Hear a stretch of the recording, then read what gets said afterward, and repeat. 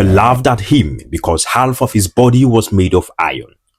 But when a monster began killing their greatest and finest hunters, that same boy became their only hope. And what he did inside that beast, no one could ever explain. Long before the world became what it is today, before the forests were quiet and the hills lost their voices, there was a village that lived in the shadow of something unknown. A village surrounded by thick forest, and beyond them the dark hills. The people there lived simple lives: farmers, hunters, storytellers. They feared the spirits, respected the land, and listened closely to the signs of nature. But one night, something happened that would change their story forever. It began with a birth. Inside a small clay hut, lit only by firelight, a woman labored through the night. Her cries echoed softly into the darkness, while the village midwife worked carefully beside her. Hours passed, then suddenly silence. A child had been born, but the midwife did not smile. She did not speak. She only stared. The mother, weak and hopeful, reached out. "My child, is he alive?" The midwife hesitated. Then finally she whispered, "He lives, but the spirits have touched him." Words spread quickly, and soon the village chief arrived. He stepped into the hut slowly, his presence heavy with wisdom and age. "Bring the child," he said. The midwife obeyed, and when the child was revealed, the entire room froze. Gasps filled the air. The baby's body was not like any other. His left arm from shoulder to fingers was iron, not covered in iron, not holding iron, but made of it. Even parts of his ribs gleamed faintly beneath his skin like metal fused with flesh. Fear moved through the room like wind through dry leaves. "Is it a curse?" someone whispered. "Or a warning?" another asked. But the chief said nothing for a long time. He simply looked at the child, studying him. Then finally he spoke. "This child will carry a heavy destiny." The mother pulled the child close, her fear battling her love. "No matter what it is," she said softly, "he is mine." She held him tighter. "His name is Sangoje." And so the boy grew, but the village never forgot what they saw that night. As a child, Sangoje quickly learned that being different comes with a cost. The other children never played with him, nor kindly, at least. They followed him, mocked him, tested him. They would strike his iron arm just to hear the sound. Clang, clang, clang. They laughed every time. "Listen, he sounds like a bird." "Are you even human?" "Maybe he's a spirit pretending to be a boy." Sangoje tried to ignore them, but even the strongest hearts feel pain, and theirs was not the kind that fades quickly. So he spent more time alone, listening, watching, learning. He studied the forest from a distance. The hunters fascinated him. They moved with purpose, confidence, respect. They were feared but also admired. And Sangoje wanted that. He wanted to be seen as something more than a mystic. So one day he followed them. Quietly at first, step by step, but they noticed. Of course they did. "Boy," one of them said sharply, "why are you following us?" "I want to hunt," Sangoje replied. The hunters laughed. Not out of joy but disbelief. "You?" one said. "You shine like a cooking pot under the sun," another added.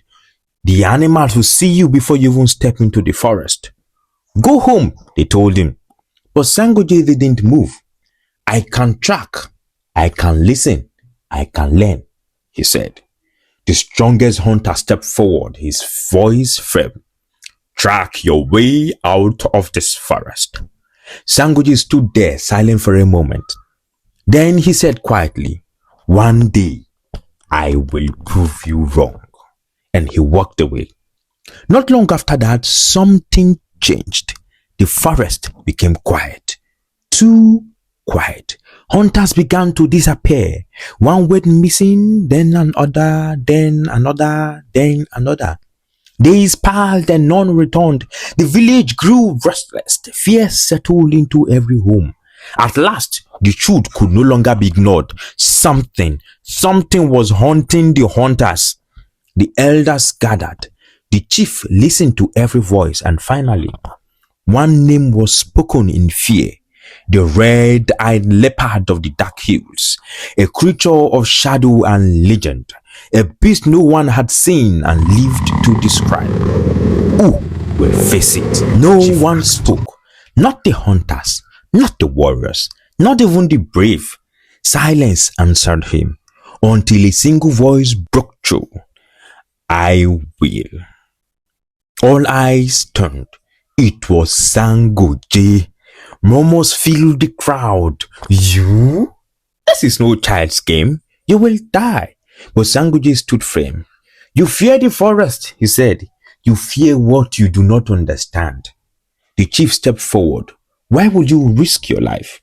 Sangoje took a breath, then answered, because the thing you mock in me may be the weapon you need. The village fell quiet, and this time, the silence meant something different. The chief nodded slowly. Very well, he said. Go, Iron Boy. And so Sangoje went alone into the forest that had taken so many. The deeper he walked, the deeper it became. The air thickened, even the wind seemed afraid to move. Then he saw the tracks, large, fresh, watching him, even when he could not see it. A low growl echoed through the trees. So the village sends a shining toy. Sangoje did not run. Show yourself, he said. And he did. The leopard stepped from the shadows, massive, terrifying. Its eyes burned like fire in the dark. The battle began instantly. Claws tore through the air. Sangoje struck back. Iron met flesh. Flesh met fury. But the beast was powerful. Too powerful. And in a moment of weakness, it swallowed Sangoje whole. Darkness, silence, stillness. Inside the beast, Sangoje lay alone. This is how I die, he whispered. All the voices came back, the laughter, the doubt, the fear. They were right, but then something changed. A sound, a feeling, a vibration deep within him. His iron ribs were human. Sangoje opened his eyes, and in that moment, everything became clear. If this is my last breath, he said slowly, then I will not waste it. So he began to sing. At first, the sound was low, barely more than a whisper, but it grew stronger, deeper, louder. The beast roared in pain, the hills trembled, the ground shook. Sangoje's body became something more than flesh, more than iron. He became sound, power, thunder. You thought you swallowed a man, he said, but you swallowed a drum. The vibration grew unstoppable. The beast screamed, and then boom, the leopard fell, broken from within, and from behind it walked Sangoje, alive. When the villagers saw him, they could not speak. The impossible stood before them. The chief stepped forward, his voice filled with respect. No longer are you the Iron Boy, he said. From today, you are Sangoje, the Thunder Hunter. And from that day on, everything changed. The boy they mocked became the hero they honored. The thing they feared became their salvation. And his story was told again and again under moonlight, by firelight, from one generation to the next, because there is a truth hidden in his story. The thing they call strange, the thing they tell you to hide, may be the very thing that was meant to shake the world. If you're coming across my channel for the first time, do not forget to hit the subscribe button, like and share this video for more amazing stories like this.